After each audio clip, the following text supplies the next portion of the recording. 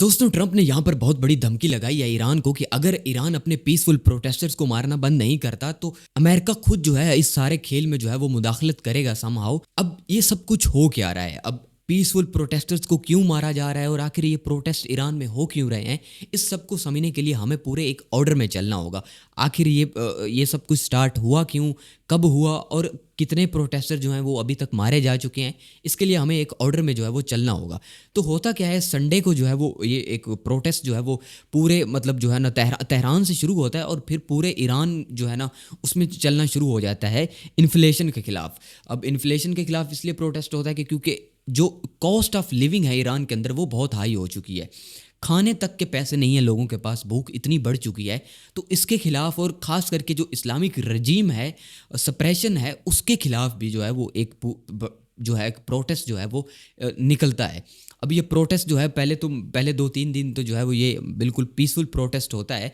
All दो इनके साथ जो है वो निगोशिएशन करने की जो है वो नेगोशिएशन करने की कोशिश की जाती है। प्रेसिडेंट जो है अपना ईरान के, उन्होंने कहा कि हम आपकी जो है प्रोटेस्टर्स को कहा कि हम आपकी सारी डिमांड्स मानने के लिए तैयार हैं। लेकिन आहिस्ता आहिस्ता ये जो प्रोटेस्ट है ये भी जो है वो डेडली जो है वो टर्न लेना शुरू कर देता है, जहाँ पर आयतुल्ला खमीनी जो सुप्रीम लीडर हैं उनके खिलाफ जो है उनको मारने तक की धमकियां जो हैं वो प्रोटेस्ट से हमें ऐसी मतलब जो है वो आवाज़ें सुनने को मिल जाती हैं। और मुल्ला रजीम करके कहा जाता है कि no more mullah regime is acceptable. अब हमें और इस्लामिक रजीम नहीं चाहिए, ऐसे जो है वो धमकियां जो हैं वो प्रोटेस्ट से उठना शुरू हो जाती हैं। तो जो गवर्नमेंट है ईरान की वो भी अब इन प्रोटेस्टर्स को जो है इन प्रोटेस्ट को जो है वो मोनीटर करना शुरू कर देती है कि क्या ये प्रोटेस्ट खाली ओरिजिनल प्रोटेस्ट हैं या ये सिर्फ कॉस्ट ऑफ लिविंग के खिलाफ है या इनमें कोई एक्सटर्नल पावर जो है वो भी शामिल है। इसके इसके अलावा भी और बहुत सी चीज़ें जो है वो फिर होना शुरू होती हैं। बट सबसे ज़्यादा जो है वो मसला तब बनता है जब कल थर्सडे को जो है वो प्रोटेस्टर बहुत ज़्यादा एग्रेसिव हो जाते हैं और जो सिक्योरिटी फोर्सेस हैं उनके खिलाफ जो है वो मतलब एक एक एक गवर्नमेंट बिल्डिंग को आग लगा दी जाती है। उसके अलावा और भी बहुत सारी चीज़ें जो है वो प्रोटेस्टर्स करना शुरू कर देते हैं। इसके खिलाफ फिर जो जो जो सिक्योरिटी फोर्सेस हैं उन्होंने भी एक्शन लिया, जिसमें अराउंड 7 के करीब, जो 7 से 6 जो है ये अल जज़ीरा की रिपोर्ट है, इसमें 7 से या 5 या 7 जो हैं इसके अराउंड नंबर बताया जा रहा है प्रोटेस्टर जो हैं वो अभी तक मारे जा चुके हैं। अभी बीबीसी का भी यही कहना है। अब ये नंबर ऑफिशियली कंफर्म नहीं है, कंफर्म नंबर 3 का है, लेकिन 3 जो है वो 3 तो पक्का है कि 3 प्रोटेस्टर जो हैं वो मारे जा चुके हैं। उसके अलावा ये जो 7 का नंबर बताया जा रहा है इनमें हो सकता है कि शायद कुछ सिक्योरिटी फोर्सेस जो हैं उनका भी मतलब जो है वो कोई बीच में मारा गया हो। लेकिन इसके बाद फिर एक और जो बड़ी अपडेट आती है, थर्सडे को ये सब हो रहा होता है तो फिर फ्राइडे को आज जो है वो प्रेसिडेंट ट्रंप जो है वो अपने ट्रुथ सोशल पे एक पोस्ट लगाते हैं जिसमें वो कहते हैं कि अगर ईरान अपने प्रोटेस्टर्स को ऐसे ही स्प्रेड जो है वो स्प्रेस करता रहा, कॉस्ट ऑफ लिविंग पर जो वो प्रोटेस्ट कर रहे हैं और इस पर उनको जो है वो दबाया जा रहा और उन पर ऐसे जुल्म किया जाता रहा, तो इसमें अमेरिका खुद जो है वो मुदाखलत करेगा। जैसे करके भी अमेरिका जो है वो इस सब को रोकेगा, रजीम चेंज करके या डायरेक्ट अटैक करके।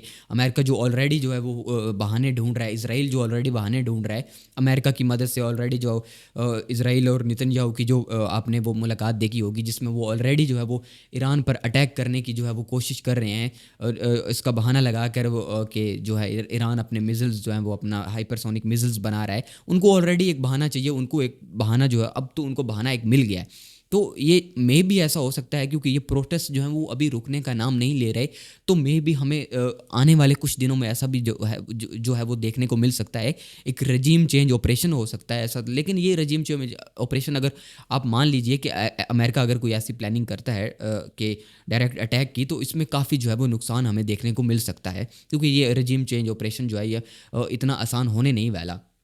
जहाँ एक तरफ ये है वहाँ दूसरी तरफ कुछ ऐसी अपडेट्स भी आ रही हैं कि जो प्रोटेस्टेंट्स हैं उनके साथ नेगोशिएशन जो है वो हो चुकी है, नेगोशिएशन कर ली गई है और प्रोटेस्ट जो है अब उन पर काफ़ी हद तक काबू पा लिया गया है। लेकिन इन्फ्लेशन जो एक लॉन्ग टर्म में अगर देखें तो इन्फ्लेशन जो है वो थमेगी नहीं इतना जल्दी, क्योंकि 2018 में जब ट्रंप फर्स्ट टाइम आए थे तब उन्होंने फर्स्ट टाइम ईरान पर सैंक्शंस लगाई थी, जिसकी वजह से जो ये सारी इन्फ्लेशन है वो इतनी ज़्यादा ऊपर चली गई थी। और जो ईरानियन करेंसी है रियाल वो बहुत नीचे आ गया था। अब तो वहाँ पर अगर किसी ने ब्रेड भी ख़रीदनी हो तो उसको मिलियंस में जो रियाल हैं वो चाहिए होंगे। इतनी महंगाई जो है वो वेनेजुएला वाला हाल जो है वो हो चुका है ईरान का। अब इस सब के खिलाफ जो है बाकी सारे वर्ल्ड प्लेयर्स जो हैं वो अपना रशिया, चाइना, वो सब भी इस सारी पोजीशन को क्लोजली मॉनिटर कर रहे हैं। अगर इस इन प्रोटेस्टर्स में अगर कुछ एक्सटर्नल प्लेयर भी या एक्सटर्नल जो है पावर्स भी इन्वॉल्व हों अगर समहाउ, तो अगर ये रजीम चेंज ऑपरेशन करने के लिए ही कि सब कुछ किया जा रहा हो, बट मोस्ट लाइकली अगर हम इसको नेचुरली या अगर हम इसको बिल्कुल जो है एक थर्ड पर्सपेक्टिव से देखें तो ऐसा लगता नहीं है कि कोई एक्सटर्नल पावर इसको जो है वो बढ़ावा दे रही है। ये सब कुछ इटर्नली ही किया जा रहा है। जो कुछ हो रहा है वो कॉस्ट ऑफ लिविंग के लिए हो रहा है, क्योंकि महंगाई बहुत ज़्यादा हो गई है। अवाम खुद परेशान है इस जंग से। अवाम नहीं चाहती कि अब वो मज़ीद जो है इस जंग को, जो ईरान इसराइल की जंग चल रही है या जो भी ये न्यूक्लियर के लिए सब कुछ किया जा रहा है, और ये जो पावर पॉलिटिक्स है, या मतलब इसको बंद किया जाए और बस जो है अब नॉर्मली जो है ईरान इसराइल के साथ या बाकी जिसकी वजह से सारी सैंक्शंस उन पर हैं, वो सारी सैंक्शंस उन पर हटाई जाएँ, और ताकि कॉस्ट ऑफ लिविंग जो है वो कम हो सके। लेट्स सी अब आने वाले दिनों में ये जो है अगर तो इस पर ईरान जो है वो जल्द ही इन प्रोटेस्टेंट्स के साथ नेगोशिएशन कर लेता है तो फिर जो है वो ये प्रोटेस्टर्स जो है वो रुक जाएंगे, और मे बी पर अगर नहीं कर पाता तो फिर बहुत ज़्यादा जो है ना चांसेस हैं कि रजीम चेंज भी ऑपरेशन भी जो है वो हो सकता है। क्योंकि ये प्रोटेस्टर्स हिस्ट्री में जो है, ईरान की हिस्ट्री में काफ़ी बहुत ज़्यादा स्प्रेड हैं। पहले भी प्रोटेस्ट हुए हैं, बहुत ज़्यादा हुए हैं, 2022 में भी हुए थे, लेकिन वो कुछ ही शहरों तक महदूद थे।